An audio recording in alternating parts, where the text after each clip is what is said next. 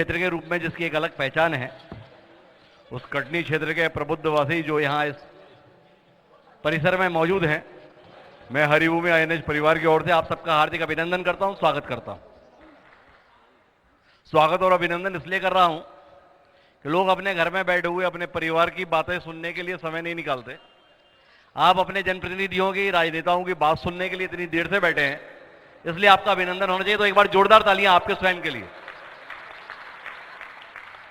और मेरे साथ इस क्षेत्र के दो प्रबुद्ध राजनेता बैठे हैं जो जनता के स्तर पर अपने आप को आजमाने के लिए अतीत में भी उतर चुके हैं और भविष्य के लिए भी तैयार हैं। मेरे साथ संदीप जायसवाल जी हैं। भारतीय जनता पार्टी पर कटनी के लोग भले ही लगातार भरोसा कर रहे हैं, पर भाजपा कटनी में विधायक के तौर पर लगातार भरोसा नहीं करती, हर बार बदल देती है। पर संदीप जी को यह सौभाग्य हासिल है कि वो पार्टी और जनता दोनों का 2 बार लगातार भरोसा हासिल करने में सफल रहे और तीसरी बार के संदर्भ में दांव पर हैं। और हमारे साथ मिथिलेश जैन जी हैं, जिस पार्टी से वो ताल्लुक रखते हैं। असल में कटनी में एक बड़ी दिक्कत इस बात की भी है, कब कौन किस पार्टी में रहेगा इसका पता लगाना बड़ा मुश्किल होता है। पर मिथिलेश जी अभी भाजपा में नहीं है, कांग्रेस में ही है। पिछली बार मैदान में उतरे थे, पार्टी ने भरोसा किया पर जनता ने नहीं किया। तो चर्चा की शुरुआत मिथिलेश जी से ही करेंगे। क्या ऐसा हुआ मिथिलेश जी कि जो भरोसा पार्टी ने आप पर किया और काफी हद तक प्रदेश की जनता ने जब पार्टी पर किया, तब कटनी ने आप पे नहीं किया? ऐसा क्यों हुआ? हिमांशु जी, सबसे पहले हरिभूमि INH चैनल को बहुत बहुत धन्यवाद। संवाद 2023 आपने कटनी में आयोजित किया। कटनी की फिजाओं को पहले आपने देखा और उसके बाद ये संवाद यहां पर आयोजित किया। कटनी की फिजा या जिले की फिजा आप भांप चुके हैं। पहले 2 सेशन जो हुए, सोनल जी ने, अनुराग जी ने जो किए, उससे पता चल गया कि आपने कटनी को भांप लिया है। कटनी की जनता ने 2018 के चुनाव में कांग्रेस पार्टी को या मुझको लगभग 65,000 वोट दिए, जो पिछले 20 साल के 4 विधानसभा के चुनाव में सर्वाधिक वोट था कांग्रेस का, और मैं सबसे कम वोटों से हारा। हार का मतलब यह नहीं है कि मैंने सार्वजनिक जीवन को त्याग दिया। मैंने सार्वजनिक जीवन में सक्रिय रहा। 2022 में फिर चुनाव हुआ। हमारे रघुनाथगंज वार्ड शहर की जो व्यापारिक क्षेत्र है, उस जनता ने चौथी बार मुझको पार्षद के रूप में निर्वाचित करके नगर निगम में भेजा। मेरी पत्नी को उपनगरीय क्षेत्र में जो पूर्व महापौर थी, उसको भी चुन करके भेजा। मेरा दुर्भाग्य था, संदीप का भाग्य था कि उसको जनता ने सेवा करने का एक और अवसर दिया। लेकिन अब मेरा सवाल दीपक टंडन जी और भारतीय जनता पार्टी के साथियों से है और BD शर्मा जी से है कि आप घोषणा करें कि तीसरी बार संदीप भाई को आप टिकट देंगे। करने को तैयार है? आप बोलिए, क्या आप तैयार हैं? रुकिए। कारण उसका ये है। अरे रुकिए मिथिलेश जी। जी भैया, भाजपा की हालत ऐसी है कि BD शर्मा जी को नहीं पता कि उनको टिकट मिलेगा कि नहीं मिलेगा। आप उनसे गारंटी की बात कर रहे हो, पर आपसे जानना यह है मिथिलेश जी कि आप संदीप जी से क्या डील की हो जो उनकी टिकट कंफर्म कराना चाह रहे हो? ये जनता से मेरी डील हो गई है। अच्छा, जनता से डील हो गई है कि आप टिकट रिपीट करवा दो, हम आपको विधानसभा भेज देंगे। अच्छा, एक बात बताओ कि ये जनता से तो आपकी डील हो गई, ये कमलनाथ जी और दिग्विजय सिंह जी से भी आपकी डील हो गई कि नहीं हो गई? क्या आपको मैदान में फिर उतारेंगे? हमारी पार्टी के नेताओं ने, राहुल जी ने और हमारे शीर्ष नेतृत्व में यह तय किया है कि जनता की सर्वे और कार्यकर्ताओं की सर्वे रिपोर्ट के आधार पर टिकट दी जाएगी। वो जमाना रवाना हो गया कि ये मेरा ये तेरा। सच्चे कार्यकर्ता को, चाहे वो युवा हो, चाहे मैं हूं, चाहे महिला हो, उसको टिकट मिलेगी और पूरी कांग्रेस पार्टी उसको जिताने का काम करेगी। तो मैं आपको एक निवेदन करूं जी, 2023 से 25 साल पहले 1998 था। इतिहास हर 25 साल में दोहराता है। हमारी 1998 में चारों विधानसभा क्षेत्र में कांग्रेस थी और 2023 में चारों सीट हम जीतेंगे। अच्छा, ये 25 साल का फॉर्मूला आप कहां से निकाल कर लाए भाई? ये इतिहास है, दोहराता है। नहीं, कब दोहराता है? मतलब वो 25 साल में दोहराता है? हमने तो कई जगह देखे 5 साल में दोहरा जाता है। नहीं, वो होता होगा, लेकिन मैं इसलिए बोल रहा हूं कि 4 सीट हमारी 98 में मुझे थी और अब जो वातावरण है 23 में, तो ये चारों सीटें। मित्तल जी, मुझे संदीप जी के पास भी जाना है, पर 2 सवाल और कर लेता हूं, फिर संदीप जी के पास आता हूं। भाई, आपकी पार्टी में जो टिकट मिलेगा वो सर्वे पर और कार्यकर्ताओं की राय से मिलेगा, और भारतीय जनता पार्टी में टिकट आपकी सिफारिश से मिलेगा। ये कौन सा फार्मूला है? हम तो कह रहे हैं कि देखिए,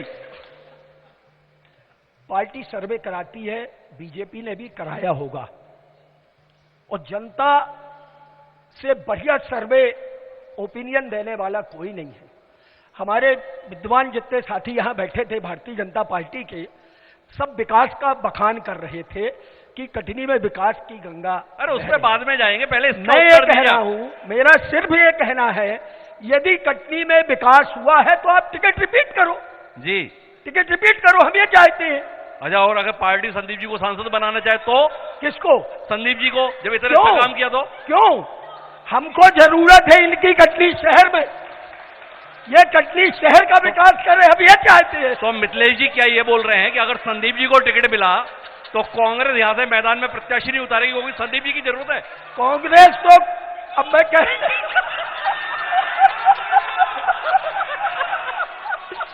चलिए हम आगे बढ़ते हैं और संदीप जी के पास आते हैं।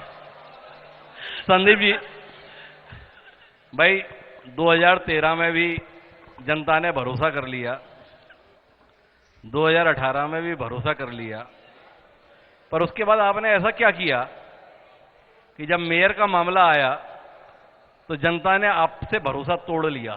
थोड़ा इस पे बताइए ना। देखिए, मैं स्वयं भी 2 बार महापौर रहा हूं, 2 बार पार्षद रहा हूं। नगरीय निकाय के चुनावों को विधानसभा या लोकसभा के चुनावों की मानसिकता से नहीं जोड़ा जा सकता, वोटर की। जी, आप देखेंगे लोकसभा में निर्दलीय सांसद बहुत कम होते हैं, उससे थोड़े ज्यादा विधानसभा में निर्दलीय विधायक होते हैं, उससे थोड़े ज्यादा महापौर में निर्दलीय महापौर आते हैं, उससे थोड़े ज्यादा पार्षद निर्दलीय में आते हैं। नगरीय निकाय के चुनावों को जनता जरा व्यक्तिगत स्तर पे आपसी संबंधों पे करती है, और नगर निगम कटनी का, मिथिलेश भैया भी बैठे हैं, एक इतिहास रहा है। पहली बार मैं जब मेयर बना था तो कांग्रेस में था, और आदरणीय दिग्विजय सिंह जी मुख्यमंत्री थे। उस समय जो महापौर थे विजेंद्र मिश्रा जी, उनको हटा कर मुझे 7-8 महीने के लिए मेयर बनाया। इसमें निर्दलीय महापौर था, और आदरणीय कमला जान जी भी निर्दलीय महापौर थी, और इसके बाद ये तो कटनी में निर्दलीय का पहले भी चयन जनता करती रही है, और स्थानीय स्तर के जो मुद्दे होते हैं उसके आधार पर कई बार जो परिस्थितियां बनती हैं उसमें महापौर के चुनाव हुए। भाई क्या है, हम तो आपसे संदीप जी इसलिए पूछ रहे हैं कि कटनी के इतिहास में दृष्टि डालते हैं तो जो महापौर बनते हैं वो बाद में विधायक भी हो जाते हैं, तो थोड़ा आपके भविष्य को लेकर डर गए हम। भाई मिथिलेश जी पैरवी कर रहे हैं वो अलग बात है जी। क्या महापौर, जो महापौर होते हैं वो बाद में विधायक बन जाते हैं यहाँ पर? ऐसा कभी रिकॉर्ड नहीं रहा, एक मेरे को छोड़कर। अरे भाई, तो आपने रिकॉर्ड बना दिया तो दूसरा नहीं बनाएगा, ये क्या मामला है? नहीं, आप गलत हैं।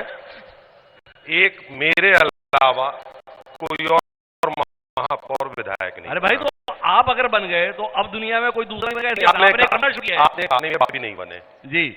आपने कहा कि कटनी में ये रहा है कि महापौर विधायक बने हैं जी। तो मैं आपकी बात का जवाब दे रहा हूं जी। तो मैं बना हूं जी, और ना मैं ये मानता हूं कि नहीं बन सकते जी। बन सकते हैं जी। महापौर भी बन सकते हैं, लेकिन मुझे डर इसलिए नहीं है क्योंकि एक ही बनाऊं, मैं बनाऊं जी। और योग्य होगा, जनता के सामने बात रखेंगे तो दूसरा तीसरा भी बनेगा।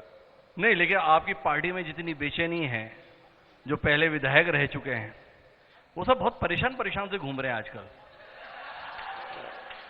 देखिए, आप थोड़ा देर में आए, थोड़ा पहले आते ना तो परेशानी आपको मंच से भी महसूस हो जाती। देखिए, हमारे संगठन के एक वरिष्ठ कहते थे, जी आज मैं विधायक बन गया हूं तो मैं ये नहीं कहूंगा कि यहां जितने लोग बैठे हैं जी मैं इन सबसे ज्यादा योग्य हूं।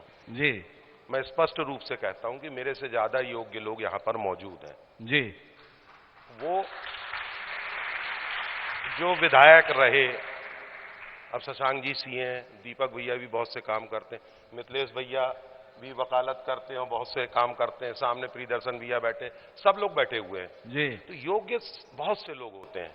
अब ये योग की बात होती है जी कि किसका योग खुल जाए और वो बन जाए। भाई, जो आपको लगता है कि बहुत योग्य लोग बैठे हैं, तो उन योग्य लोगों को अवसर देने के लिए जगह खाली करने का कोई इरादा है आपका? देखिए, अगर ऐसी बात करेंगे तो मैं हम राजनीति में काम के आधार पर जी। अपना पक्ष प्रस्तुत करते हैं। जी अब राजनीति में आए तो पद की लालसा तो रखते हैं ना, जी जनता हमको चुने। जी तो अगर आप कहोगे कि छोड़ने की, तो हम तो कहेंगे जिंदगी भर रहे हैं। लेकिन ये पार्टी स्तर पे निर्णय होता है, वो अपने आप सर्वे। चलिए, अब अपन निजी बातचीत से थोड़ा आगे बढ़ते हैं। ये कटनी को लेकर भाजपा की परेशानी क्या है भाई? भाई, जनता इतनी उदारता के साथ विधानसभा में, लोकसभा में भाजपा के प्रति जनादेश व्यक्त करती है, पर जब मंत्रिमंडल गठन की बात आती है तो हाथ खींच लेती है। आप पे भरोसा क्यों नहीं कर पाते भाई? नहीं, देखिए, मंत्रिमंडल में जब कोई मंत्री बनता तो वो पूरे प्रदेश का नेतृत्व करता है। वो जिस विभाग को देखता है वो विभाग वो पूरे प्रदेश का होता है। और मंत्रिमंडल में मुख्यमंत्री का विशेषाधिकार होता है, पार्टी के वरिष्ठ लोगों से बातचीत होती है। कई बार परिस्थितियां ऐसी बनती हैं, लेकिन वही अलका जैन जी भी मंत्री रहीं, वही संजय पाठक जी भी मंत्री रहे। और कई बार परिस्थितियां बनती हैं तो कम मंत्रिमंडल होता, जिन परिस्थितियों में सरकार बनती है, सबको अपना अपना उनके हिसाब से उनके जो दायित्व हैं उनको देखते हुए उनको बनाना पड़ता है। तो ये बड़े ऊपर के स्तर का मामला है। लेकिन अगर मंत्री नहीं बनेगा तो विकास नहीं होगा, मैं ये नहीं मानता। विकास भरपूर होगा, बने हैं, हम नहीं कह बार नहीं बने तो भाजपा नहीं बना। नहीं, आप बनर्जी बने, नहीं, आप मंत्री रहे, आप जितने सरल तरीके से हमें समझाना चाह रहे हैं, आप हमें इतना ना समझ मान के क्यों बैठे हैं भाई? भाई, हमें थोड़ा समझाइए तो सही संदीप जी कि भाई एक पड़ोस में जिला है सागर, वहां से 3-3 मंत्री हो जाते हैं। कटनी ने ऐसा क्या बिगाड़ा भाई जहां से एक भी नहीं बनाया जाता? कई 30-20 नहीं आती आप लोगों के अंदर जब आप सब साथ में बैठते हो तो इस बात को लेके कोई तकलीफ, कोई दर्द? आप जबलपुर में सुनते हैं ना, अजय विश्नोई जी की 30 पूरे प्रदेश को सुनाई देती है, आप लोगों की? अब आप कहेंगे कि मैं आपको समझाना चाह रहा हूं, विश्वास मानिए, टिकट मिली अगर, जीत गया अगर, तो मैं तो सपने में भी नहीं सोचता कि मंत्री बनूंगा। ऐसी कौन सी कमी का आकलन है या पाठक साहब से इतना आपको लगता है कि वरिष्ठता क्रम ऐसा है हाँ, कि आपका नंबर नहीं आएगा? नहीं आएगा, पाठक जी का पहले आएगा। मैं बोल रहा हूं मंच से। कोई खास वजह इसकी? वो वरिष्ठ है भैया। कई वरिष्ठ 7-7 बार के जो है ना विधायक बन के बैठे हैं और पहली बार के चुने हुए लोग मंत्री बन गए आपकी सरकार में। मैंने बोला ना, युवा को भी लेना है, क्षेत्र से भी देखना है, कई तरह के समीकरण होते हैं। और मैं उतने बड़े स्तर का नेता नहीं हूं, जितना यहां बैठ के समझ पाता हूं उतना आपको बता सकता हूं। अरे, आपकी प्रशंसा में हमने तो इतने कार्यक्रम कर लिए, आज तक कभी कांग्रेस के नेता ने भाजपा की टिकट की मंच से पैरवी नहीं की। मैं इनकी आप प्रशंसा तो इतने बड़े नेता हैं, मंच से सार्वजनिक आह्वान हो गया। मैं मिथिलेश भैया की प्रशंसा कर देता हूं, मनु भैया की कर देता हूं, विक्रम भैया, राकेश भैया, सबकी प्रशंसा। कटनी का माहौल अलग है। अच्छा, चुनाव अपनी जगह है, चुनाव में अपने अपने मुद्दे लेके ये मेरा विरोध कर सकते हैं। अच्छा, माहौल को छोड़िए, बतौर विधायक कर क्या दिए? लोग बड़े परेशान रहे भाई, आप थे नहीं जी, और हमारे लोग भी बहुत परेशान हुए। एक 10 मिनट के लिए उन्हें आना था शहर गुजर के, बोले बस 10 मिनट में पहुंच रहे हैं, 40 मिनट लग गए भाई। किस रोड से आए थे? ये तो बाजार वाली रोड ही है। नहीं, कौन सी रोड से, कहां से चले थे बताइए, अभी क्लियर हो जाएगा। घंटाघर से लेकर नहीं, रुके कहाँ है, रुके कहाँ आपके चैनल वाले? मेरिडियन होटल से लेके अरिंदम होटल तक, बस इतना ही मामला है। मेरिडियन से आएंगे तो घंटाघर से थोड़ी आएंगे, जी बारी रोड से आएंगे, जी। वो पूरी अच्छी रोड है जी। स्टेशन रोड से आएंगे अच्छी रोड है, अंडरब्रिज के नीचे से आएंगे अच्छी रोड है, अंडरब्रिज से यहां तक आएंगे तो बहुत अच्छी रोड है। मतलब आपका मानना है कि कटनी में जब सारे लोग यहां बैठे हैं, कटनी में ट्रैफिक व्यवस्था को लेकर कोई दिक्कत नहीं है, एकदम कालीन बिछा हुआ है। एक मिनट, आराम से। मैंने ये नहीं कहा जी मैं आपकी बात को हां कर देता हूं कि घंटाघर से जगन्नाथ चौक की रोड खराब है। जी मैंने तो आपकी इस बात को बताया कि आपने कहा वहां से आने में 40 मिनट लगा, जी। तो मैंने समझना चाहा कि कौन सी रोड से आए। जी। मैंने उस रोड को अच्छा बताया। जी। मैं कहां कह रहा हूं कि रोड सब अच्छी हो गई है। जी। आपसे पहले मैं कहता हूं यहां घंटाघर से जगन्नाथ चौक रोड खराब है, 20 साल लेकिन से इसका आपकी मतलब सरकार- नहीं कि पूरी रोड खराब है। पर 20 साल से आपकी सरकार अभी भी अगर कटनी जैसे महत्वपूर्ण शहर की जी। सड़कें खराब हैं, जी। तो इसको लेकर किसकी विफलता माने? देखिए 20 साल से रोड खराब नहीं है, 15 महीने में खराब हो गई। 20 साल से नहीं, 15 महीने भी नहीं मैंने बोला, मैं ये नहीं बोल रहा हूं, इनके 15 महीने में भी ठीक थी। जी फिर खराब कब हुई? रोड खराब हुई, रोड खराब होती है, बनती है। इन 20 सालों में कई बार कई रोड खराब हुई और बनी। घंटाघर और जगन्नाथ चौक के लिए सड़कों को लेकर के केवल एक चीज बोलना चाहूंगा, आपने जरूर अच्छा मित्तल जी। मुद्दा उठाया। जी कटनी शहर की बात नहीं है, पूरे जिले की सड़कों का यही हाल है जो आपने बयां किया। मेरा एक सवाल है, जो सम्मानी विधायक यहां नहीं है लेकिन उनके दल के विधायक हैं, उनके दल के हमारे साथी बैठे हैं। कटनी जिले की सड़कें टूटी फूटी है, लेकिन एक व्यक्ति के, एक विधायक के निजी फार्म हाउस में जाने के लिए कलेक्टर से 2 करोड़ रुपया बरमानी से बिरूली तक के फार्म हाउस में जाने के लिए डीएमएफ फंड से सैंक्शन हो गया। शहर और जिले की सड़कें नहीं बनेंगी, लेकिन व्यक्तिगत फार्म हाउस में जाने की सड़कें बनेंगी। यह है भाजपा का चाल, चरित्र और चेहरा। अच्छा एक बार बताइए, ये भाजपा का चाल, चरित्र और चेहरा ऐसा है, फिर भी वोट यहां के लोग भाजपा को ही देते हैं, ये क्या मसला है? जनता हमारी जो कटनी की या प्रदेश की है, बड़ी भोली भाली है, बहुत भोली है। आप, एक कहावत है कि एक व्यक्ति सिर पे बकरी को लाद करके जा रहा था और चोरों ने सोचा इसकी बकरी कैसे लूटे, वो किस्सा सबको मालूम है। जी तो ये जिस तरीके का प्रोपेगेंडा फैलाती है, जिस तरीके का झूठ बोलती है, और झूठ बोलने की ट्रेनिंग की इनकी स्कूलें हैं जी कि आपको जनता के बीच में कैसे झूठ बोल करके उसको सच का लबादा उड़ाना है। जी तो जनता को आप एक बार, 2 बार आप बेवकूफ बना सकती हो, लेकिन अब जनता होशियार हो गई है मध्य प्रदेश की, और 2023 में जब आप सरकार बनने के बाद कांग्रेस की फिर एक कार्यक्रम करेंगे, उस दिन मेरी बात की पुष्टि हो जाएगी। अरे लेकिन गड़बड़ तो दूसरी हो रखी है मिथिलेश जी। ये भारतीय जनता पार्टी के संदीप जी और जितने नेता हैं ना, ये घूम घूम कर बता रहे हैं कि 2018 में आप लोगों ने बहुत झूठ बोला। कर्ज माफी के मसले को लेकर लगातार बोल रहे हैं, भैया राहुल गांधी जी आए थे, हम सबको बताए थे 10 दिन के अंदर कर्जा माफ करेंगे, दिन भी गिन के बताए थे, 1 2 3 8 9 10, जब और नहीं तो मुख्यमंत्री बदल देंगे। जब मध्य प्रदेश विधानसभा में प्रश्न लगाया गया और ये पूछा गया जी कि कमलनाथ जी की सरकार में कितने किसानों का कर्जा माफ हुआ, तो भारतीय जनता पार्टी की वर्तमान सरकार के मंत्री ने इस बात की स्वीकारोक्ति की कि 27 लाख किसानों का कर्जा माफ हुआ। विधानसभा में आप सच बोलते हो कि विशेषाधिकार में न फंस जाओ, और पब्लिक के बीच में जाकर के फिर वही झूठ शुरू कर पर देते हो। मिथिलेश जी, आप तो वकील हैं, ऐसा बताया गया आपके परिचय के संदर्भ में मुझे। तो आप तो वकील हैं, तो तथ्यों पर ही बात करेंगे। वो राहुल गांधी जी का भाषण अभी भी हमारे पास रखा है, कहो तो रिकॉर्डिंग चलवाएं। उसमें उन्होंने ये नहीं कहा था कि 27 लाख किसानों का कर्जा माफ करेंगे, उन्होंने बताया कि प्रदेश के सभी किसानों का। और जो रिकॉर्ड है उसी विधानसभा के अंतर्गत, वो बताता है कि प्रदेश में कर्जदार किसान 55 लाख थे और 2 लाख तक की कर्ज माफी थी।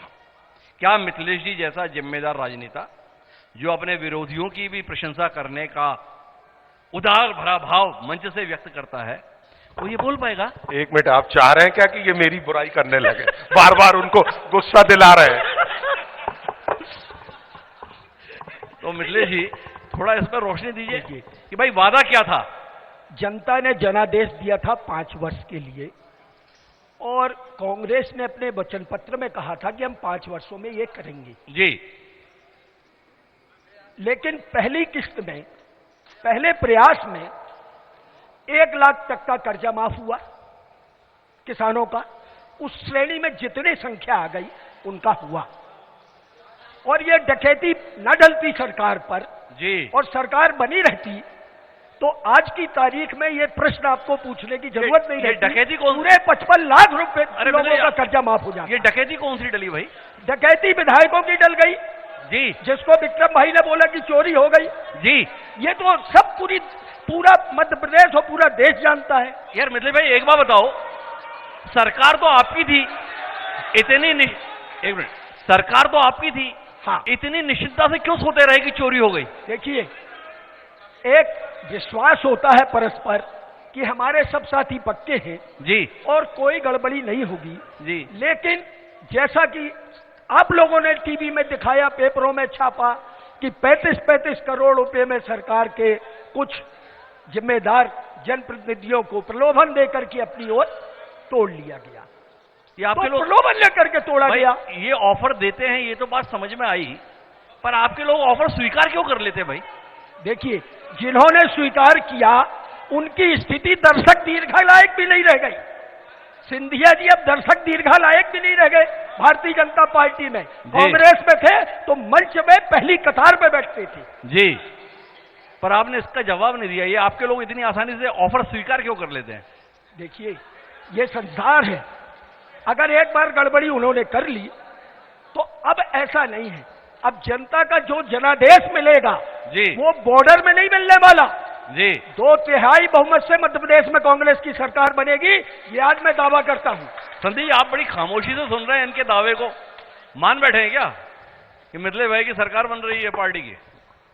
देखिए, अब उनके मुंह में मैं अपने शब्द तो डाल नहीं सकता जी, वो स्वतंत्र हैं, उनका आकलन है, जी। हमारा अपना आकलन है। तो क्या आकलन है वो भी तो बता दो। आप तो इतने निरुत्साहित से लग रहे हो कि मान ही बैठे कि आ ही गए ये तो। देखिए, हर राजनीतिक दल अपना आकलन करता है जी। अभी एक और चैनल में बातचीत हो रही थी, तब मैंने कहा था उनका अधिकार है। क्या कभी कोई ऐसा राजनीतिक दल बना है जो चुनाव लड़ते में ये कहे कि हम हारने के लिए लड़ रहे हैं? जी, सब जीतने के लिए लड़ते। ये अपनी बात रखेंगे, हम लोग अपनी बात रखेंगे, लेकिन निर्णय तो जनता करेगी। जी।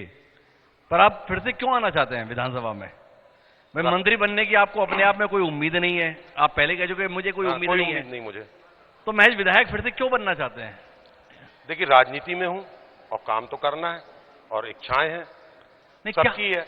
कौन नहीं विधायक बनना चाहता? सब विधायक बनना चाहते, उनमें से एक मैं भी हूं। नहीं नहीं, हम जनता के बीच में इतने बड़ी संख्या में लोग यहाँ भी बैठे हैं, टीवी पर भी देख रहे हैं, और संदीप जायसवाल जी जैसे 2 बार के निर्वाचित विधायक और पूर्व महापौर बैठे हैं, उन्हें कोई दृष्टि तो देनी चाहिए ना। नहीं, और भी भाई केवल हसरत है इसलिए मुझे विधायक बना दो, जनता साहब यही कहेंगे?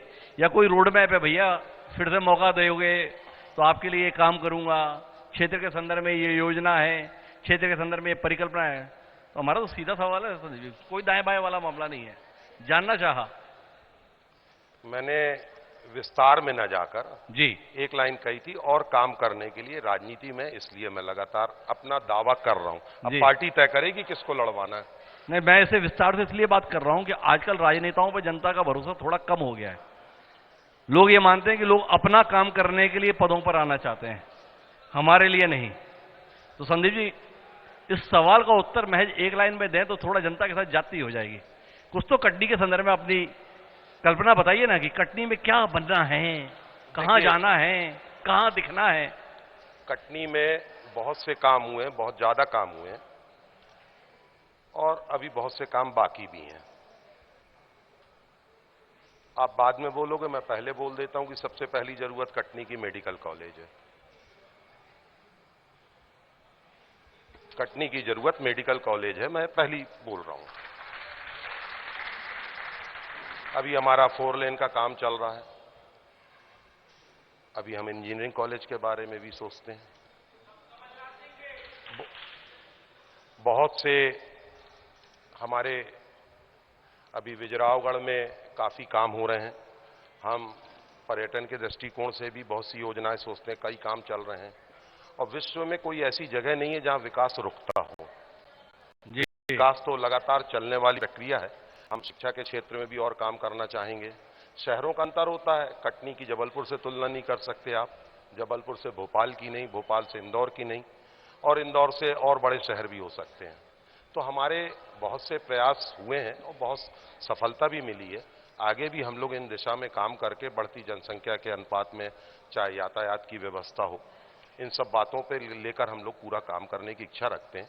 और एक विधायक कोई बनता है तो वो विधायक बस काम नहीं करता, उसके साथ पार्टी से जुड़े लोग, आम जनता, शहर के प्रतिष्ठित लोग सब मिलकर काम करते हैं और इस दिशा में हम लोग आगे भी काम करेंगे।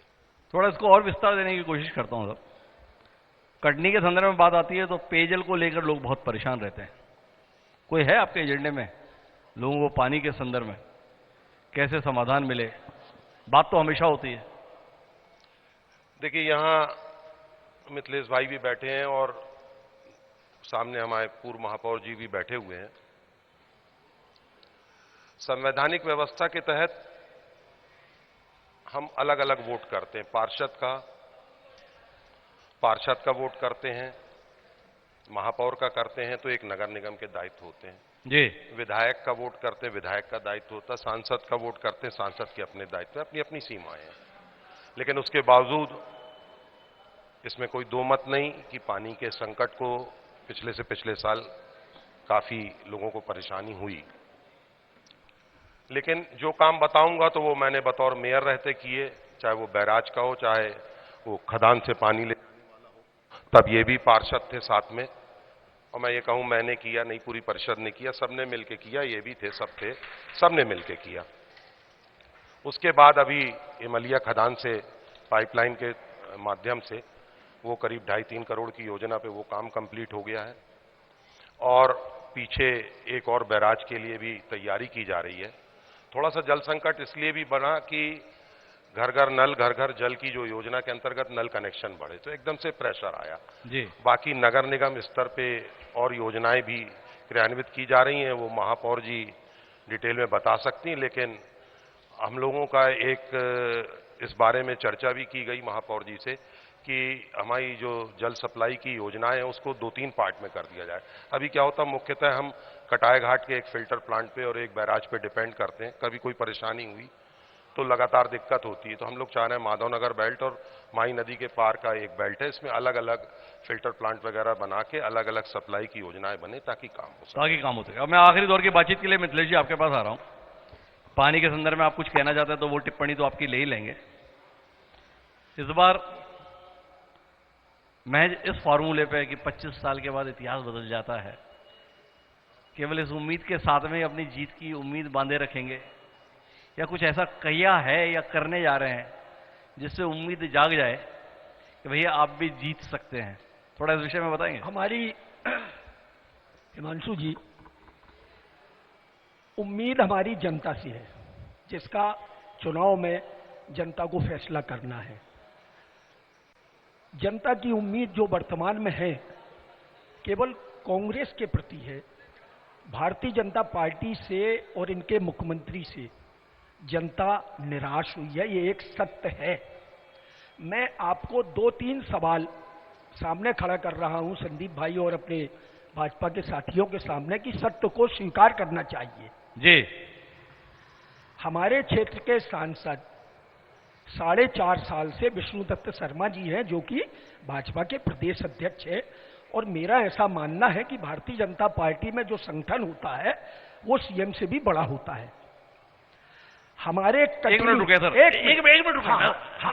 क्या आप टिप्पणी इतनी बढ़िया करते हैं ना कि रहा नहीं जाता पूछे बगैर। वो भाजपा में जो है अध्यक्ष जो होता है वो मुख्यमंत्री से भी बड़ा होता है, ऐसा आप महसूस करते हैं? ऐसा ये कहते हैं। नहीं, मेरा जो सवाल है वो किए। हाँ, कांग्रेस में अध्यक्ष की क्या हालत रहती है? कांग्रेस में हमारे कमलनाथ जी जो है ना, कमलनाथ जी फेस है कांग्रेस का, कमलनाथ जी फेस है। उनके सामने शिवराज सिंह जी या, और मैं नाम नहीं लेना चाहता किसी भी सम्माननीय का, उनके सामने आप नहीं उनका है। क्यों ले रहे हैं? दिग्विजय सिंह जी का बताइए ना। मैं ये बात जो अभी समाप्त कर लूं, जी मेरा ये कहना है कि सांसद के पास संसदीय क्षेत्र विकास निधि आती है। जी मैं नगर निगम से जुड़ा हूं, जी संदीप भाई भी नगर निगम में बहुत एक्टिव रहते हैं। यही अगर बता दें कि किस दिनांक को कितने रुपए की राशि सांसद ने कटनी नगर के विकास के लिए दी, अगर 1 रुपया भी बता दे 5 साल में दिया तो मैं पार्षदी छोड़ दूंगा। जी ये सांसद का चेहरा है। जी विकास कैसे होगा? पैसे से, जी और पैसा सांसद जी देते नहीं है। दूसरी चीज, मेडिकल कॉलेज एक कटनी का ज्वलंत मुद्दा है। जी 4 साल पहले एक चिट्ठी और एक फोटो वायरल हुई। सांसद जी ने विश्वास तरंग हेल्थ एजुकेशन मिनिस्टर को एक चिट्ठी दी कि साहब कटनी में मेडिकल कॉलेज खोला जाए, और 4 साल पूरे हो गए और 4 साल में वो चिट्ठी कितनी चली। मैंने एक सूचना के अधिकार का आवेदन लगाया, मैंने मध्य प्रदेश शासन के हेल्थ मिनिस्ट्री से पेपर्स मांगे, वहां कोई प्रस्ताव नहीं। मैंने मेडिकल काउंसिल ऑफ इंडिया से मांगा, वहां कोई प्रस्ताव नहीं। Ministry of health central government से मांगा, कोई प्रस्ताव नहीं। तो कैसे बनेगा? हमारे साथियों ने बोला 3 दिन में घोषणा होने वाली है। अरे घोषणा तो मुख्यमंत्री जी रोज कर रहे हैं, हजारों घोषणा कर रहे हैं, लेकिन हम उस पर यकीन कैसे करें कि जब 4.5 साल में आप चिट्ठी देने के अलावा कुछ नहीं कर पाए। तो अब चली चली की बेला में आपकी घोषणा पर कोई विश्वास नहीं करेगा। मेरा यह कहना है, हमारा कटनी शहर इतना अच्छा है, आप कभी 1 हफ्ते रुकिए यहां, इतने अच्छे लोग हैं हमारे कटनी के, इतना परस्पर प्रेम है और सबकी भावना है कि कटनी में विकास हो। बैठे हैं नेताजी सामने, जी कटनी का कितना विकास हुआ, कितना हम चल सकते हैं आबाद रूप से सड़कों में। हमारे आसपास के जिले, उमरिया चले जाएं, दमोह चले जाएं, पन्ना चले जाएं, स्टेशन के बाहर निकलते हैं तो लगता है चौड़ी सड़कें हैं। हमको अच्छे से चलना है। हमारे भाजपा के जनप्रतिनिधि जवाब दे कि कटनी स्टेशन की वो स्थिति है क्या, बस स्टैंड की वो स्थिति है। ट्रांसपोर्ट नगर आज तक हम लोगों ने नगर निगम के सदन में हमेशा इस बात की लड़ाई लड़ी कि ट्रांसपोर्ट नगर को शिफ्ट करो। मैं जब MIC मेंबर था 2005 में, ट्रांसपोर्ट कमेटी का अध्यक्ष था, हमने प्लाट बांट दिए, सब कुछ हो गया। आज बात की हमारे शशांक भाई ने कि साहब अमृत योजना, सीवर लाइन और जल के लिए, वो अमृत योजना नहीं है हिमांशु जी, वो जहर बांटा जा रहा है कटनी की जनता को। आज सीवर लाइन के नाम पर सिर्फ गड्ढे, रोड रेस्टोरेशन का काम नहीं हो रहा, और ये 50% कमीशन की सरकार कटनी को बर्बाद कर रही है। बड़ा प्रभावशाली आपने भाषण दिया। आखिरी सवाल के साथ इस कार्यक्रम का समापन करना चाहता हूं। देखो मिथिलेश जी, आपने तरीके से हमें यह समझाना चाहा कि भाई कटनी में कुछ नहीं हुआ, तो इसके बाद में फिर आपको आत्मग्लानि नहीं होती और आपकी पूरी पार्टी को आत्मग्लानि नहीं होती कि जब भारतीय जनता पार्टी की सरकार रहते, भाजपा के जनप्रतिनिधियों के रहते, यहां कुछ नहीं होता, तो भी आप लोग पानी नहीं मांगते चुनाव में। भाई आप विधानसभा के चुनाव बुरी तरीके से हारे, आप लोकसभा का चुनाव बुरी तरीके से हारे। हद तो यह हो गई कि जब भारतीय जनता पार्टी आपस में ही नगर निगम चुनाव में लड़ भिड़ेली, तब भी आप तीसरे नंबर पर रह गए। इस पर कोई टिप्पणी तो कीजिए ना, मतलब इन सबकी तो खामी आपने बताई, आपका क्या मामला गड़बड़ा रहा है भाई? सवाल उनसे पूछना चाहिए जो सत्ता में बैठे थे। भारतीय जनता पार्टी बताए कि उनका महापौर का कैंडिडेट क्यों हारा। पहले तो उनसे सवाल जो विकास की बात को लेकर के गए थे। मिथिलेश जी, सवाल तो उनसे होना 44,000 वोट मिल गए बहन सूरी जी को, 40,000 वोट मिल गए भाजपा के प्रत्याशी को, आप 22-23,000 वोटों पे रह गए भाई मिथिलेश जी। कब तक हमसे बोलते रहोगे? इनसे पूछो, इनसे पूछो। जो हम तो विधानसभा आपके का वोट की चिंता कर रहे हैं। जो विधानसभा का जो परिणाम आएगा, ये महापौर का चुनाव लोकल मुद्दों पर हुआ, लेकिन जनता ने तय कर लिया कि हमको भारतीय जनता पार्टी को हराना है, और हराया इस कटनी शहर की जनता ने, और वही परिणाम अब विधानसभा के चुनाव में आएगा।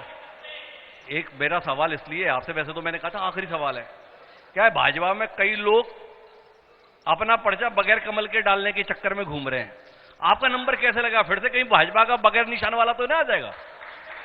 अभी समझा नहीं, फिर से बताइए। भाई निर्दलीय लड़ लिया नगर निगम का चुनाव, किसने? भाजपा के हाँ शख्स ने, हाँ और आ गया। हाँ, अब आप बोल रहे हो कि विधानसभा में भी ऐसा होने वाला है, अब विधानसभा में भी कोई भाजपाई निर्दलीय उतर गया, मिथिलेश जी आपका क्या होगा?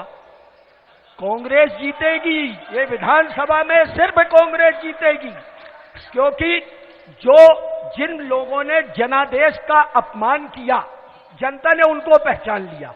अच्छा, कि 3 ही महीने में तुमने अपमान कर दिया हमारे जनादेश का। जी, तो ऐसे लोगों को जब जनता ने पहचान लिया, तो आगे आने वाले समय में ऐसा कोई अवसर तो भाई नहीं मिथिलेश जी पूरी उम्मीद के साथ में है, उनके मनमाफिक प्रत्याशी भाजपा से आ जाए, बाकी सारा मामला सेट कर लिया है।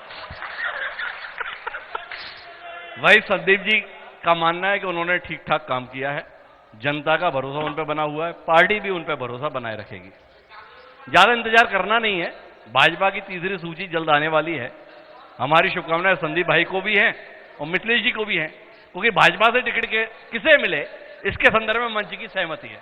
तो आप दोनों मेहमानों का बहुत बहुत धन्यवाद हमारे साथ संवाद का हिस्सा बनने के लिए, आगे की कार्रवाई के लिए। सोनल जी एक बार जोरदार तालियां दोनों साथियों के लिए।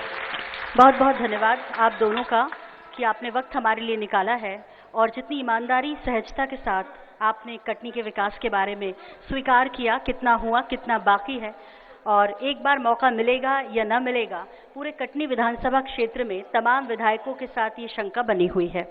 और इसी बीच अब INH 24/7 और हरिभूमि परिवार सम्मानित कर रहा है, स्मृति चिन्ह भेंट कर रहा है हमारे इन मेहमानों को जो मंचासीन थे इस वक्त, और साथ ही साथ INH 24/7 के ब्यूरो कटनी ब्यूरो योगेश खरे जी सम्मान उन्हें दे रहे हैं। साथ ही साथ कृपानंद तिवारी जी हैं जो कि हरिभूमि ब्यूरो हैं, और वो सम्मानित कर रहे हैं। साथ में डॉक्टर हिमांशु द्विवेदी जी शॉल के साथ सम्मानित करते हुए हमारे इस कार्यक्रम को आपने यादगार बनाया, इसके लिए बहुत बहुत शुक्रिया, बहुत बहुत धन्यवाद आप दोनों का।